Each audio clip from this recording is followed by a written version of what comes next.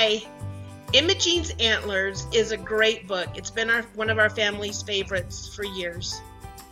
A picture book is a book that uses pictures to carry and enhance the story. How well do the pictures show what the text is saying in Imogene's Antlers? Let me read you a couple of the pages.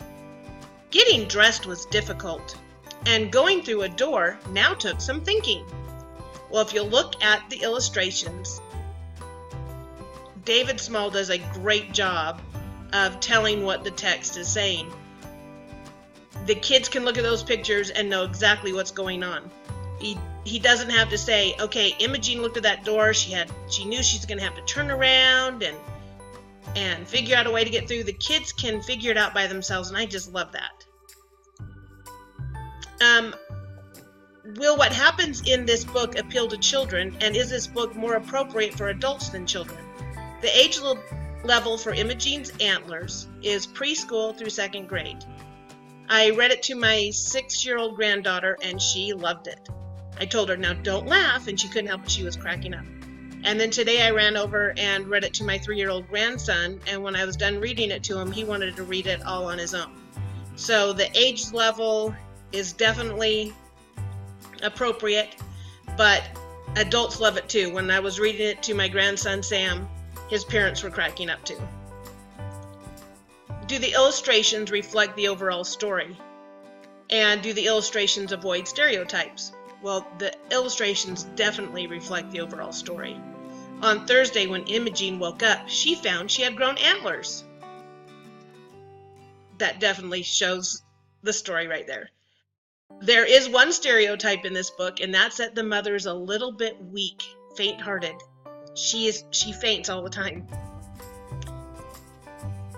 Do the illustrations tell us more about the characters?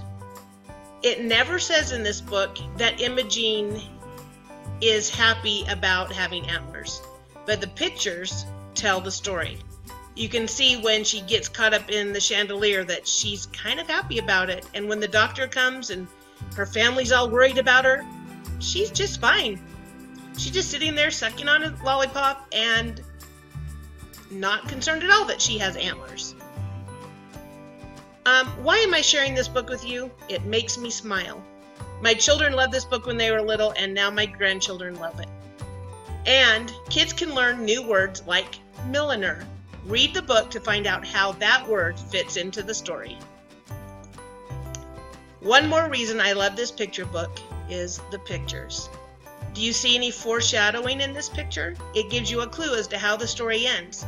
My 6-year-old granddaughter saw the foreshadowing. It kind of surprised me. This is how the second to the last page reads. On Friday, when Imogene woke up, the antlers had disappeared. When she came down to breakfast, the family was overjoyed to see her back to normal.